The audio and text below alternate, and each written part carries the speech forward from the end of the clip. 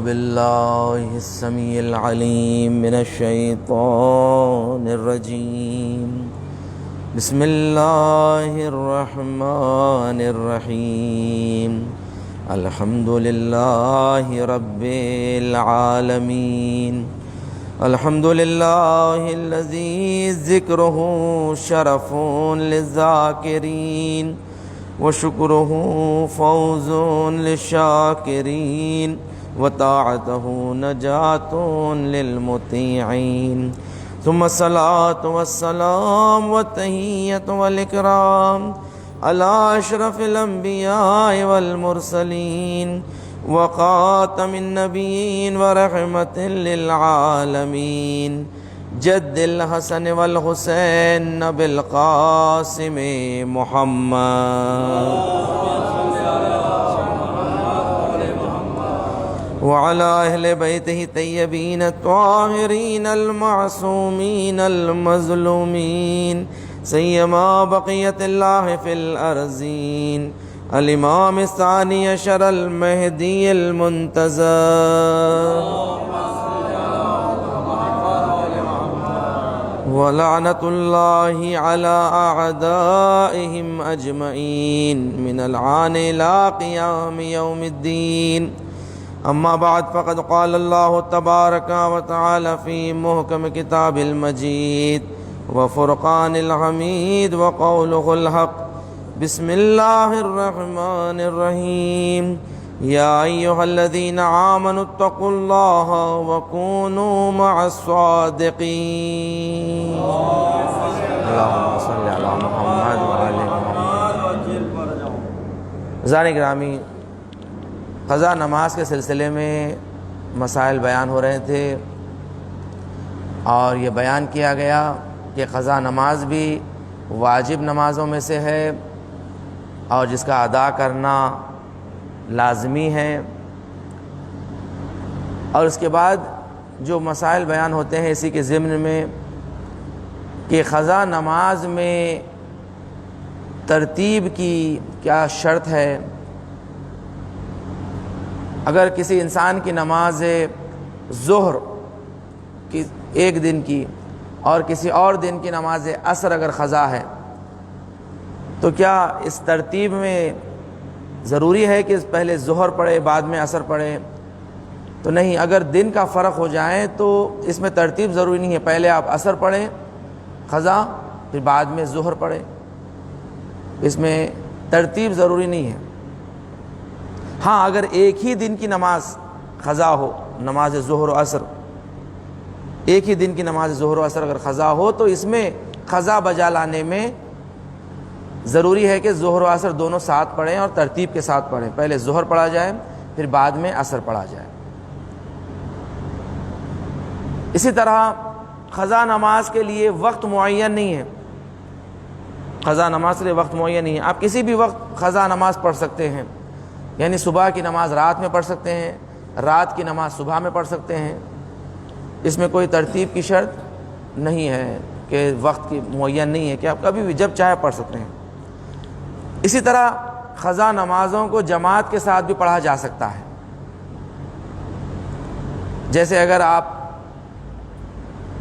کسی مسجد میں گئے اور وہاں پر آپ نے اپنی نماز پڑھ لی ہے ظہر و عصر، پھر بعد میں جماعت شروع ہو رہی ہے تو آپ جماعت میں اپنی قضا نمازیں پڑھ سکتے ہیں.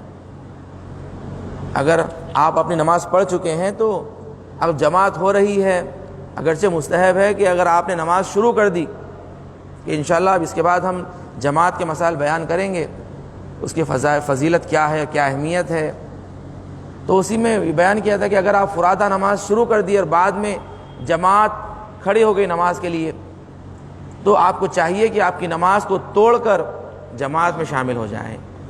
جماعت کی اتنی اہمیت ہے کہ آپ کی فرادہ نماز جو آپ نے شروع کر دی اسے چھوڑ دیں، اس کے بعد جماعت میں آ کر دوبارہ نیت کر کے جماعت کے ساتھ پڑھیں. تو جماعت کے ساتھ قضا نماز پڑھی جا سکتی ہے. اسی طرح آپ جماعت میں لازم نہیں ہے کہ امام جماعت جو نماز پڑھ رہے ہیں آپ بھی وہی نماز پڑھیں. ممکن ہے امام جماعت ادا نماز پڑھ رہے ہیں آپ قضا پڑھیے، ممکن ہے وہ قضا پڑھ رہے ہیں آپ ادا پڑھیے. اسی طرح نماز جماعت میں شرط نہیں ہے کہ اگر نماز ظہر ہو رہی ہے تو ظہر ہی پڑھیں. آپ اگر اپنی ظہر پڑھ چکے ہیں تو آپ عصر پڑھ لیں جماعت کے ساتھ. جو جماعت میں ظہر ہو رہی ہے آپ اپنی عصر کی نماز پڑھ لیں جو آپ کی عصر باقی ہے, پھر بعد میں عصر کے ساتھ کوئی قضا نماز پڑھ لیں. تو یہاں ترتیب کی شرط نہیں ہوتی ہے جماعت میں. یہاں جماعت میں یہ شرط نہیں ہے کہ جو نماز امام جماعت پڑھ رہے ہیں آپ بھی وہی نماز پڑھیں. آپ واجب نماز کے پیچھے کوئی بھی واجب نماز پڑھی جا سکتی ہے چاہے قضا ہی کیوں نہ ہو. ہاں مستحب نماز تو جماعت کے ساتھ پڑھی نہیں جا سکتی ہے. مستحب نماز میں تو اصلاً جماعت کا سوال ہی نہیں ہوتا ہے کہ مستحب جماعت میں ہو. اسی طرح نماز مسافر, اگر کسی مسافر کی نماز سفر میں قضا ہوئی ہو قصر, اور اس کا وظیفہ قصر تھا نماز پڑھنا, اگر اس نے نہیں پڑھی تو اس کی قضا بھی قصر ہی کرنا ہے. یہ نہیں کہ وطن میں آنے کے بعد اسے پوری پڑھنا ہے, نہیں, وطن میں آنے کے بعد اسے پوری نہیں پڑھنا ہے قضا. جو قضا اس کی سفر میں ہوئی ہے اگر قصر ہوئی ہے تو وہ واپس آنے کے بعد وہ قصر نماز ہی قضا کرے گا, سفر نماز ہی قضا کرے. مثال کے طور پہ آپ سفر پہ جا رہے تھے, ٹرین میں آپ کو نماز پڑھنے کا موقع نہیں ملا اور ٹرین میں آپ کی نماز قضا ہوئی, تو واپس وطن آنے کے بعد آپ اپنی نماز قصر پڑھیں گے جو آپ کی قضا ہوئی ہے قصر, یعنی ظہر و عصر کی 2 رکعت پڑھیں گے قصر کے لیے. اسی طرح اگر کوئی انسان سفر پہ قضا نمازیں پڑھنا چاہتا ہے, سفر میں قضا نمازیں پڑھنا چاہتا ہے, جو وطن میں قضا ہوئی ہے پوری نماز, تو سفر میں وہ نماز پوری ہی پڑھے گا. یہ نہیں کہ مسافر ہے تو قضا بھی قصر کر کے شارٹ کٹ کر لے, سستے میں چھٹ جائے. جیسا وہ ایک صاحب بولے غدیر کے دن 1 درہم بھی خیرات کرنا 1 لاکھ کے برابر ہے. تو ایک صاحب کا 1 لاکھ روپے قرضہ تھا, تو وہ جا کر 1 روپیہ دے دیے. بولے کہ یہ کیا ہے؟ بولے آپ کا قرض. تو بولے وہ تو 1 لاکھ روپے. بولے کہ آپ کو حدیث نہیں سنے, آپ غدیر کے دن 1 روپیہ دینا 1 لاکھ کے برابر ہے. صلوات پڑھے محمد و آل محمد. تو سفر میں جو ہے نماز آپ اگر قضا عمری پڑھ رہے ہیں, اپنی وطن میں جو قضا ہوئی ہے وہ نمازیں تو آپ پوری پڑھیں گے, پوری پڑھیں گے. اور اسی کے ضمن میں یہ بات بھی بتا دی جاتی ہے کہ دیکھیں انسان سفر میں نہ واجب روزہ رکھ سکتا ہے اپنا, نہ قضا روزہ رکھ سکتا ہے سفر میں, مگر نماز اپنی قضا نماز پڑھ سکتا ہے. واجب نماز تو پڑھے گا ہی پڑھے گا اس, اور قصر بھی پڑھے گا, یعنی قضا بھی پڑھ سکتا ہے سفر میں, قضا بھی پڑھ سکتا ہے, اسے اجازت ہے. مگر روزے کے لیے ایسا حکم نہیں ہے, نہ وہ واجب روزہ رکھ سکتا ہے اور نہ ہی وہ قضا روزہ بھی نہیں رکھ سکتا سفر میں. قضا روزہ بھی وہ سفر میں نہیں رکھ سکتا, اگر وہ مسافر ہے اس پہ قضا روزہ بھی صحیح نہیں ہے اس کے لیے. اور جو اسی طرح جو نماز کے مسائل میں بیان ہوتے ہیں کہ نماز اگر انسان جو وطن میں پڑھ رہا ہے, اور ہاں اس کے بعد مسئلہ آتا ہے والدین کی نماز, قضا نماز کا, کہ والدین کی قضا نماز بڑے بیٹے پر واجب ہے, بڑے بیٹے پر واجب قرار دی گئی ہے. اب یہ بڑے بیٹے کے اوپر جو واجب قرار دی گئی ہے, یہاں پر ایک مسئلہ بیان کیا جاتا ہے کہ دیکھیں انسان جب تک زندہ ہے اس کی کوئی نماز نہیں پڑھ سکتا, جب تک زندہ ہے, اگرچہ وہ عاجز ہے نماز پڑھنے سے, عاجز ہو چکا ہے. جیسے مثال کے طور پہ وہ مجنون ہو گیا ہے یا کوما میں چلا گیا ہے, وینٹیلیٹر پہ ہے کئی مہینے سے, تو اس کی نماز کوئی نہیں پڑھ سکتا. نماز نہیں, نماز مرنے کے بعد ہی نیابت میں پڑھی جائے گی, جو بڑے بیٹے پر واجب ہے مرنے کے بعد ہے. ہاں دوسرے احکام ایسے ہیں کہ دوسروں سے کرائے جا سکتے ہیں, جیسے حج کے لیے اجازت ہے کہ آپ نائب لے سکتے ہیں. اگر کوئی انسان عاجز ہے, نہیں کر سکتا, اور اس پر حج واجب تھا اور یا واجب ہو گیا ہے, مستطیع ہے, مگر دوسرے اعتبار سے عاجز ہے, مثلا سفر نہیں کر سکتا, بیڈ پہ ہے, بیڈ ریسٹ ہے, تو وہ اپنی زندگی میں ہی حج کے لیے نائب لے سکتا ہے, نائب بنا کر بھیج سکتا ہے, کر سکتا. دوسرے اس میں اجازت ہے, مگر نماز کے لیے اجازت نہیں ہے کہ وہ جب تک زندہ ہے اس کی نماز کوئی اور نہیں پڑھ سکتا. ہاں مرنے کے بعد بڑے بیٹے پر. ایک عورت جو مریض ہے گھر میں لیٹی ہوئی ہے حج پہ نہیں جا سکتی لیکن اس کو عورت سے چاہتے ہیں کہ اس کے بدن پہ حج کرے. میں ابھی وہی مسئلہ بتا رہا تھا. لیکن وہ عورت پہ حج واجب نہیں ہے مطلب استطاعت نہیں ہے. واجب نہیں ہے تو بچے جو اپنے پیسے سے اپنے بال ہاں تو واجب ہو جائے گا. واجب ہو جائے گا اگر بچے کرانا چاہ رہے ہیں تو یعنی بچے اس کو وہ مال جو جتنا ضروری ہے حج کے لیے وہ دے رہے ہیں, ہدیہ کر رہے ہیں, ہبہ کر رہے ہیں. کوئی بھی کس کو بھی کر سکتا ہے, کوئی جو مستطیع نہیں ہے, کوئی چاہتا ہے کہ میں آپ کو حج کرانا چاہتا ہوں اور آپ نے قبول کر لیا ہے تو اس صورت میں پھر آپ پر حج واجب ہو گیا ہے. جو پیسہ وہ دے رہے ہیں اس کی بنا پر آپ پر حج واجب ہو جاتا ہے, پھر آپ اپنا حج کرائیں گے. تو اگر وہ بیمار ہے تو وہ بیمار کی نیابت میں حج کروایا جا سکتا ہے اور واجب حج ہی ہوگا, مستحب نہیں, واجب حج کی نیت سے ہوگا. کیونکہ مثلا بیٹوں نے مستطیع کر دیا اور اس استطاعت کے بعد اس کا حج نیابت کے طور پر کرایا جا رہا ہے, کر سکتے ہیں, بالکل صحیح ہے. تو والدین کی نماز جو بڑے بیٹے پر واجب ہے اس پر لازم ہے کہ اپنے ماں باپ کی نماز کو انجام دیں. اب یہ چاہے کتنی بھی نماز ہو, جیسے وہ اپنی نماز کا تخمینہ نکالے گا ویسے والدین کی نماز کا بھی تخمینہ نکالیں کہ کتنے سال کی ان کی نماز قضا ہو سکتی ہے. تو کم سے کم جتنا عدد اس کے ذہن میں آ رہا ہے وہ مقدار میں وہ اپنے والدین کی نماز قضا کر لیں. اگر خود نہیں کر سکتا ہے تو کسی اور سے کروائیں, کسی اور سے کروائیں. ہاں بڑے بیٹے کے اوپر واجب قرار دیا ہے, اس کے معنی یہ نہیں ہے کہ دوسروں کو کرنا نہیں ہے, نہیں, دوسرے بھی چاہے تو کر سکتے ہیں. دوسری اولاد اگر بیٹی ہے, بیٹیاں ہیں, وہ بھی پڑھنا چاہتے ہیں نماز, بالکل پڑھ سکتے ہیں. بڑے بیٹے سے اجازت کی بھی ضرورت نہیں ہے, اجازت کی بھی ضرورت نہیں ہے, انہیں اختیار ہے کہ وہ اپنے ماں باپ کی قضا نمازیں پڑھ سکتے ہیں, اختیار ہے. یا کسی کو اجیر کریں, اجیر یعنی اجرت دے کر نماز کا پڑھوانا, اجرت دے کر نماز کا پڑھوانا. اس لیے کہ نماز ایک ایسا مسئلہ ہے کہ اگر انسان کی نماز قضا ہو جائیں تو برزخ میں وہ گرفتار ہوتا ہے جب تک اس کے حق ادا نہ ہو جائے. بڑی اہمیت ہے, سختی ہے. تو میں نے اس سے پہلے بھی یہ واقعے کو بیان کیا کہ لبنان کے مشہور شہید جہاد مغنیہ,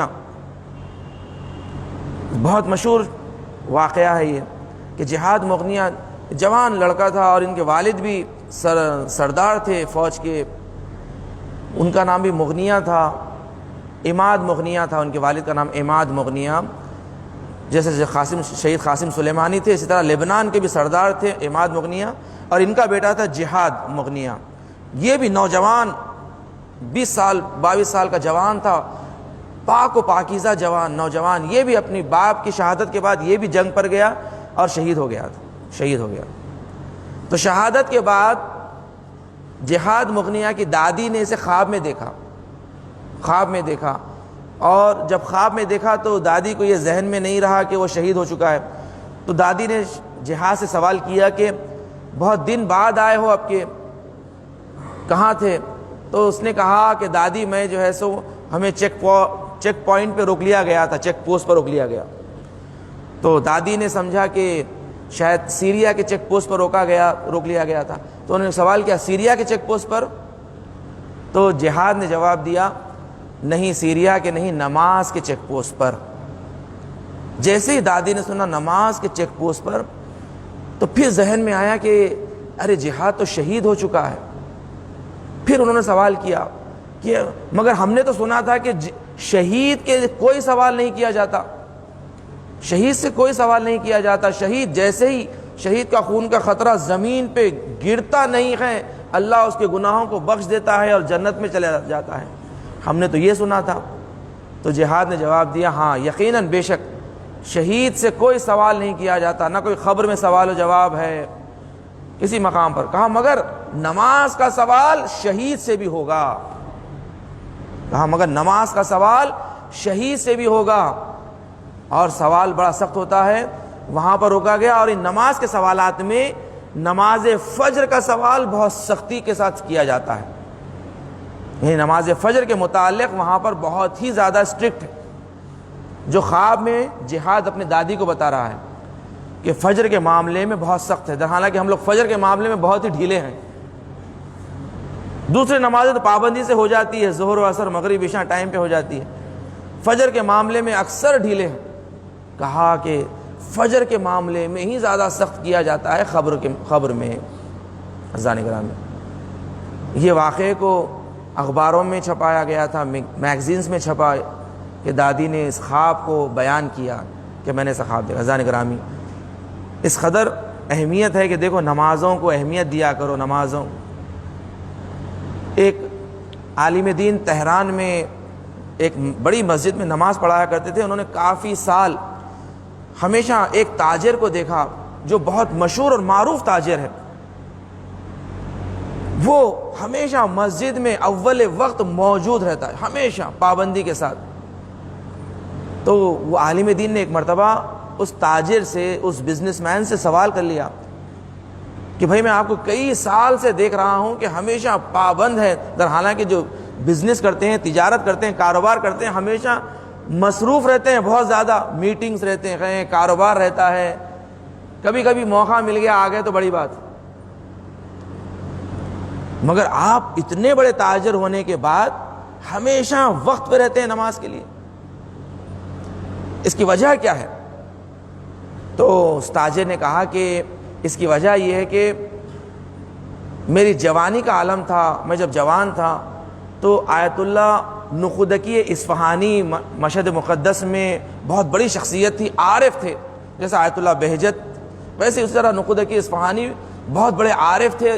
اتنی بڑی شخصیت تھی کہ یہ مریضوں کو شفا دیتے تھے، دال کے اوپر دعا پڑھ کر دیا کرتے تھے، اور وہ مریض کو جو کھلایا جاتا تھا وہ مریض شفا یافتہ ہو جاتا تھا، بڑے سے بڑی بیماریاں. اسی لیے ان کا لقب پڑ گیا نخودکی. نخود کہتے ہیں فارسی میں چنے کو. اتنی شفا اور اتنے عارف شخصیت تھے. وہ جب بھی کسی مریض کا آ کر ذکر کرتے تھے یہ شخص بیمار ہے، اس کے لیے دوا چاہیے، دعا چاہیے، تو وہ کہتے تھے کہ یہ مریض گنہگار ہے، یہ بے نمازی ہے، مگر اس کی جو میں دعا دوں گا یہ چنے پر پڑھ کر اسے نہیں کھلانا بلکہ تم کھا لو، اسے تم کھاؤ، اسے شفا ملے گی، شفا اسے ملے گی، مگر یہ دانہ اسے نہیں کھلانا. اتنی احتیاط کرتے تھے کہ وہ بے نمازی ہے مگر شفا ضرور ملتی تھی، شفا ضرور ملتی. اتنی بڑی شخصیت تھی، عظیم شخصیت. اور آیت اللہ نخودکی اصفہانی کے بارے میں بہت مشہور ہے کہ آپ نے وصیت کی تھی کہ مجھے 8ویں امام علی ابن موسی رضا علیہ الصلوۃ والسلام آپ کے دروازے کے پاس مجھے دفن کرنا، تاکہ جب بھی کوئی زائرین یہاں سے جائیں تو میری قبر پر سے گزرتے ہوئے جائیں. دیکھیں زائر کا کیا احترام ہے. اتنی بڑی شخصیت کہہ رہی ہے کہ مجھے امام کے روضے کے دروازے کے پاس دفن کریں. یہ رحمت للعالمین کے فرزند کا حرم ہے عزیزان گرامی.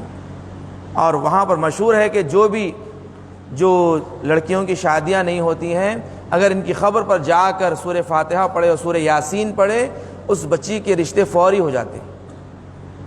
اگر کوئی انسان جس کی شادی اگر نہیں ہو رہی ہے، اگر سورہ یاسین پڑھ کر ان کو ہدیہ کیا جائے، آیت اللہ نخودکی اصفہانی، تو بہت جلدی اس بچی کے رشتے آ جاتے ہیں. بہت بڑی شخصیت تھی. اہل بیت کے دیکھیں خادموں کا یہ مرتبہ ہوتا ہے.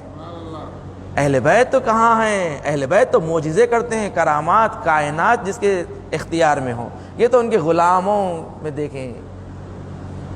تو کہتے ہیں آیت اللہ نخودکی اصفہانی سے میں جوانی کے عالم میں ملاقات کیا اور میں نے سوال کیا کہ میرے 3 حاجتیں ہیں، میں چاہتا ہوں کہ یہ 3 حاجتیں میری پوری ہو جائیں، اس کے لیے کوئی عمل بتائیں. کہا کہ سب سے پہلی میری حاجت یہ ہے کہ میں کوئی بزنس کرنا چاہتا ہوں، تجارت کرنا چاہتا ہوں، کاروبار کرنا چاہتا ہوں کہ میرا کاروبار لگ جائے، میرے لیے کوئی ایسا عمل بتائیں، میں کاروبار میں مصروف ہو جاؤں. دوسرا یہ کہ میں شادی کرنا چاہتا ہوں کیونکہ میری عمر شادی کی ہو چکی ہے، بہترین لڑکی مجھے ملے، بہترین زوجہ ملے. اس لیے کہ آپ جانتے ہیں کہ اب یہ زمانے میں شادی ہوتی ایک ہی مرتبہ ہوتی ہے، فرسٹ اینڈ لاسٹ، اب اس کے بعد دوسرا کوئی چوائس ہی نہیں ہے. تو زیادہ احتیاط کرنا چاہیے کہ اچھی سے اچھی جگہ شادی ہو جائے، کیونکہ زندگی بھر کا گزارنا ہے، اور پھر یہی اولاد نسل چلے گی تو یہی نشانیاں باقی رہے گی. تو اچھی جگہ شادی ہو جائے, نیک لڑکی سے میری شادی ہو جائے. اور تیسری حاجت میری یہ ہے کہ میں چاہتا ہوں جوانی کے عالم میں حج کر لوں, جوانی کے عالم میں حج کر لوں, کیونکہ حج ہوتا ہے جوانوں کے لیے, ضعیفوں کے لیے نہیں ہے حج. حج میں کیونکہ حج میں عبادت نہیں کرنا ہے, وہاں پر آپ کو نماز زیادہ نہیں پڑھنا ہے, دعائیں نہیں پڑھنا ہے, وہاں پر آپ کو طواف کرنا ہے, وہاں پر آپ کو سعی بین صفا و مروہ کرنا ہے, دوڑنا ہے آپ کو, وہاں پر آپ کو عرفات جانا ہے, میدان مینا جانا ہے, مزدلفہ جانا ہے. تو جوانوں کا کام ہے. کہا جوانی کے عالم میں مجھے حج نصیب ہو جائیں, بس یہ 3 چیزوں کے لیے عمل بتائیں. تو آیت اللہ نخدکی اصفہانی نے کہا کہ اول وقت نماز پڑھا کرو, اول وقت نماز پڑھا کرو, بس یہ تمہارے تینوں حاجتوں کے لیے یہ عمل ہے. تو اس نے کہا کہ 3 تالوں کے لیے ایک چابی. کہا کہ ہاں اول وقت نماز پڑھنا ماسٹر کی ہے, ماسٹر کی ہے, یعنی ایسی چابی ہے کہ جس سے نہ صرف یہ 3 تالے بلکہ زندگی کا ہر تالا اس سے کھل جاتا ہے. صلوات پڑھے محمد و آل محمد کی. تو اس کے بعد تاجر نے کہا کہ میں اس جوانی کے عالم سے اول وقت نماز کا پابند ہوا, اور بس 1 سال کا عرصہ نہیں ہوا میرا بزنس شروع ہو گیا بہترین, اور اسی سال میری شادی ہو گئی, اور اسی سال مجھے حج بھی نصیب ہو گیا. صلوات پڑھے محمد و آل محمد. دیکھیں اول وقت نماز پڑھنے کی پابندی اس قدر اہمیت کی گئی ہے کہ بتایا گیا ہے کہ دیکھو تمہیں کسی عمل کی ضرورت نہیں ہے, تم فقط اول وقت نماز کے پابند ہو جاؤ. اول وقت نماز کا پڑھنا اذان گرامی, کہ دیکھیں اہل بیت علیہ السلام ہمیشہ اول وقت نماز پڑھا کرتے تھے. اول وقت نمازوں کی اہمیت ہے, نمازوں کی اہمیت ہے اذان گرامی. کہ دیکھیں 8ویں امام نے جب اپنے چاہنے والے کو ہے کہ شبیب جب بھی تم رونا چاہو تو میرے جد حسین پر گریا کرو. اذان گرامی دیکھیں 8ویں امام نے کہا کہ جب بھی رو گریا کرو, اس لیے کہ اگر رونے کا کسی پر حق ہے تو وہ میرے جد حسین کا حق ہے. دیکھو اس کے علاوہ کسی چیز کا حق نہیں ہے, نہ دنیا یہ لائق نہیں ہے اس کے اوپر رویا جائے. بلکہ یہ بھی کہا گیا کہ دیکھو اگر تم پر کوئی مصیبت آ جائے یا تم میں کوئی مر جائے, کوئی شہید ہو جائے, کہ دیکھو اس پر نہ رو, مجھ پر رو. اگر تمہاری اولاد مر جائے تو اپنے بیٹے پہ نہ رو, میرے بیٹے علی اکبر پر گریا کرو. اگر تمہاری بیٹی کو کوئی تکلیف ہو جائے تو اپنی بیٹی کی تکلیف کو نہ دیکھنا, میری بیٹی سکینہ کو یاد کر لینا کہ جسے تماچے لگے تازیانے لگے. اذان گرامی کہا کہ دیکھو مجھ پر گریا کرو, ہم اہل بیت پر گریا کرو. 8ویں امام نے کہا یا ابن شبیب میرے جد کو ایسے ذبح کیا گیا جیسے کسی گوسفند کو ذبح کر دیا جاتا. اذان گرامی ذرا غور کریں کہ جب گوسفند کو ذبح کیا جاتا ہے تو کچھ شرائط کو ملاحظہ کیا جاتا ہے. چوتھے امام بازار سے گزر رہے ہیں, ایک قصاب ایک گوسفند کو ذبح کرتا ہے. ایک مرتبہ چوتھے امام نے کہا ذرا رک جا, ذرا یہ تو بتا کیا تو نے اسے پانی پلایا ہے؟ اس قصاب نے کہا مولا میں مسلمان ہوں, میں جانتا ہوں کہ سب سے پہلی شرط یہ ہے کہ گوسفند کو پانی پلا دیا جائے, جب تک وہ خود اپنا منہ پانی سے نہ ہٹا لے اسے ذبح نہ کرو. چوتھے امام کربلا کی جانب دیکھ کر رونے لگے, کہا ہائے میرا بابا, 3 دن کا پیاسا شہید کیا گیا. اس کے بعد قصائی نے کہا مولا دوسری شرط یہ ہے کہ خنجر کو تیز کر لیا جاتا ہے تاکہ بکرے کا ذبح آسانی سے کٹ جائے. چوتھے امام تڑپ گئے, کہا ہائے میرے بابا کا گلا 12 ضربتوں سے ذبح کیا گیا. اس کے بعد قصائی نے کہا مولا تیسری شرط یہ ہے کہ جب کسی جانور کو ذبح کیا جاتا ہے تو ہم جنس جانور کو دور کر دیا جاتا ہے یا پردہ ڈال دیا جاتا ہے تاکہ ایک جانور دوسرے جانور کو ذبح ہوتا ہوا نہ دیکھے. ہائے میرا چوتھا امام تڑپ گیا, کہا ہائے میری پھوپھی اماں, قلعے زینبیہ 70 قدم کا فاصلہ, شمر سینے پہ سوار, گلے پہ خنجر چلا رہا ہے اور زینب دیکھ رہی ہے. الا لعنۃ اللہ علی قوم الظالمین وسیعلم الذین ظلموا ای منقلب ینقلبون۔ بار الہ پروردگار ہم سے ذکر خلیل کو قبول فرما، پروردگار ہمیں کوئی غم نہ دے سوائے غم حسین کے، پروردگار ہم میں جو بیمار ہے، علیل ہے، جو التماس دعا کہتے ہیں، بالخصوص ہمارے مصلی اکبر بھائی بیمار ہے، علیل ہے، ان کے لیے، اور کل دو محترمہ کے لیے بھی دعا کی التماس کی گئی تھی، طلعت فاطمہ اور شہر بانو بیگم کے لیے، اور کنیز زہرا ہمارے مصلی نثار بھائی کی بہن بیمار ہے، علیل ہے۔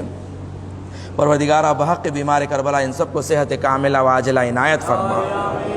پروردگار دنیا میں جہاں جہاں مومن مومنات ہیں ان کی جان مال عزت و آبرو دین و ایمان کی حفاظت فرما، مقامات مقدسات کی حفاظت فرما، جنت البقیع کی تعمیر دیکھنا نصیب فرما، علماء اعلام مراج اکرام کا سایہ ہمارے سروں پر قائم و دائم فرما، دشمنان اہل بیت دشمنان اسلام کو نیست و نابود فرما، امام زمانہ کے ظہور میں تعجیل فرما، ہمیں امام کے اعوان و انصار میں شمار فرما۔ آپ سے گزارش ہے ایک مرتبہ سورہ ہم 3 مرتبہ سورہ اخلاص کی تلاوت فرما کے آج کے مجلس کے بانی مجلس کے مرحومین اور جملہ مرحومین مومن مومنات کی ارواح کے لیے بسم اللہ الرحمن الرحیم الحمدللہ رب العالمین الرحمن الرحیم ایاک نعبد و ایاک نستعین اهدنا الصراط المستقیم صراط الذین انعمت علیہم غیر المغضوب علیہم ولا الضالین بسم اللہ الرحمن الرحیم قل هو الله احد الله الصمد لم يلد ولم يولد ولم يكن قل هو الله احد الله الصمد لم يلد ولم يولد ولم يكن له كفوا احد اللهم صل على ربنا تقبل منا انك انت السميع العليم